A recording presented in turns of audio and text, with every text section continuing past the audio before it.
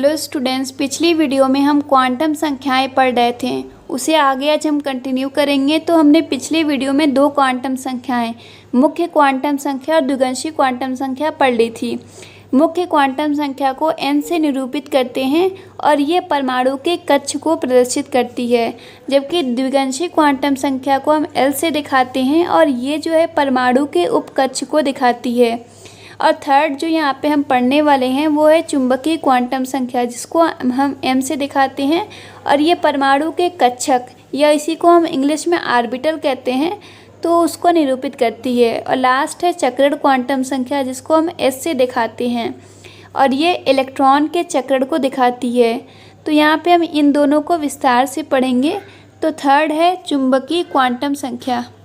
चुंबकीय क्वांटम संख्या को हम m से और या फिर ml से भी दिखाते हैं। l को नोटेशन में नीचे लिखा गया है। तो यहाँ पे l जो है ये दिखा रहा है कि m का जो मान है वो l के मान पर निर्भर करता है। मतलब कि अगर हमें l का मान दिया होगा तभी हम m का मान निकाल पाएंगे।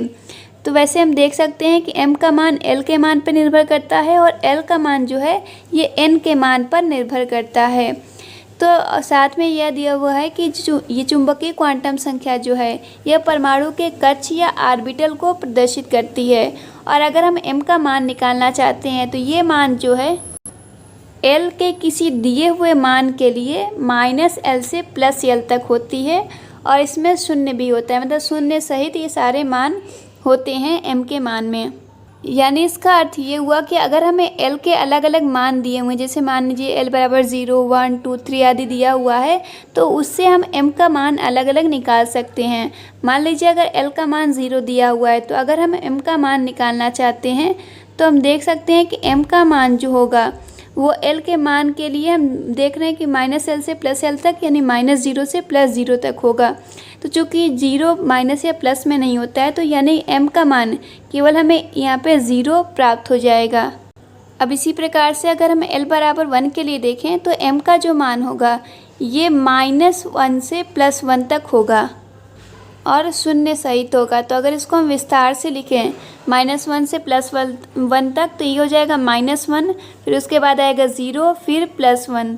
तो यानी l बराबर 1 के लिए हमें m के 3 मान ज्ञात हो जाएंगे। अब आगे वैसे ही हम l बराबर 2 के लिए, l बराबर 3 के लिए भी निकाल सकते हैं। तो l बराबर 2 के लिए हम देख रहे हैं कि m का जो मान होगा ये -2 से +2 तक हो जाएगा, क्योंकि l के जो भी वैल्यू होगी बस वो माइनस से प्लस तक लेनी है। तो l का मान अगर 2 है तो -2 से +2 तक हो जाएगा और साथ में ये शून्य सहित रहेगा। तो यहाँ पे अगर हम -2 से +2 तक की सभी संख्याएं लिखें तो हो जाएगा -2, उसके बाद आएगा -1, फिर 0 आएगा, फिर +1 और फिर +2। तो इस प्रकार l बराबर 2 के लिए m के हमें 5 मान ज्ञात हो जाएंगे। वैसे ही l बराबर अगर हम 3 के लिए ले लें तो m का मान होगा -3 से +3 तक, या फिर अगर हम इसे विस्तार से लिखें तो हमें मिल जाएगा -3, -2, -1, फिर 0, +1, +2, +3। तो इस तरीके से l बराबर 3 के लिए हमें m के 7 मान ज्ञात हो जाएंगे। अब आगे हम देख सकते हैं कि जो l बराबर 0 है, तो चूँकि l जो है हम देख चुके हैं कि ये उपकक्ष को दिखाता है और जब l का मान 0 होता है तो ये s उपकक्ष को दिखाता है। तो हम देख रहे हैं कि s उपकक्ष में m जो है कक्षक को दिखा रहा है, यानी m एक कक्षक होगा, यानी s उपकक्ष में एक कक्षक होता है और इस कक्षक को हम s कक्षक कहते हैं।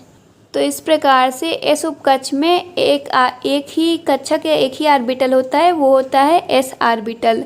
अब हम देख रहे हैं कि l बराबर 2 लेते हैं तो l बराबर 1 लेते हैं, तो 1 जो है वो p उपकक्ष को दिखाता है। तो हम देख रहे हैं कि p उपकक्ष में 3 ऑर्बिटल हैं और इन 3 ऑर्बिटलों के नाम दिए गए हैं। चूँकि ये p उपकक्ष के ऑर्बिटल हैं इसलिए p से ही मिलते जुलते नाम px, py और pz इन ऑर्बिटलों के नाम दिए गए हैं। अब आगे है l बराबर 2 जो d उपकक्ष को दिखाता है और d उपकक्ष में हम देख सकते हैं कि हमारे पास m के 5 मान ज्ञात हो रहे हैं, यानी यहाँ पे 5 ऑर्बिटल d उपकक्ष में होंगे और इन ऑर्बिटलों के नाम d से ही मिलते जुलते दिए गए हैं, dxy, dyz, dzx, dx² y² और dz²।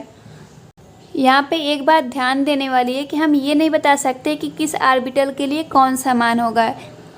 यानी हम ये नहीं कह सकते हैं कि dxy का मान -2 ही होगा और dyz का मान -1 ही होगा। इस तरीके से ज़रूरी नहीं है, लेकिन ये ज़रूरी होता है कि जो z वाला होता है यानी dz² जो होता है ये 0 को दिखाता है। वैसे इसमें भी जो pz होगा ये 0 को दिखाएगा और बाकी दो जो हैं वो किसी भी मान को दिखा सकते हैं।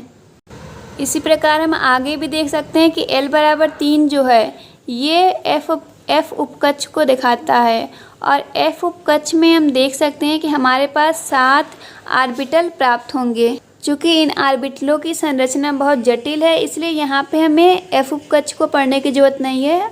ऊपर के जितने ऑर्बिटल हैं इन सभी की आकृति और इन सब के बारे में हम विस्तार से आगे पढ़ेंगे।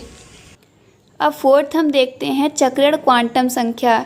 इस क्वांटम संख्या को हम s से या फिर ms से प्रदर्शित करते हैं और यह जो संख्या है वो इलेक्ट्रॉन के चक्रण को परिभाषित करती है। तो हम यहाँ पे देखते हैं कि इलेक्ट्रॉन के चक्रण का क्या मतलब है। तो जब कोई परमाणु में किसी नाभिक के चारों ओर जो कक्षाएँ हैं उस कक्षा में जब इलेक्ट्रॉन घूमते हैं तो इस कक्षा में घूमने के साथ साथ ये इलेक्ट्रॉन जो हैं अपने अक्ष पे भी घूमते रहते हैं। जैसे पृथ्वी सूर्य के चारों ओर घूमते वक्त अपने अक्ष पे घूमती रहती है, तो यहाँ पे हम देखते हैं कि जो इलेक्ट्रॉन का चक्रण अपने अक्ष पे जो गति होती है उसी गति को हम चक्रण कहते हैं।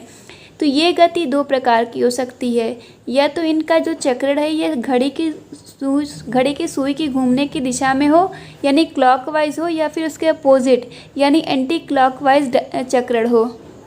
तो इस प्रकार हम देख रहे हैं कि इलेक्ट्रॉन का जो चक्रण है वो केवल 2 ही प्रकार का संभव है। इसलिए जो चक्रण क्वांटम संख्या है इसका भी केवल 2 ही मान संभव है।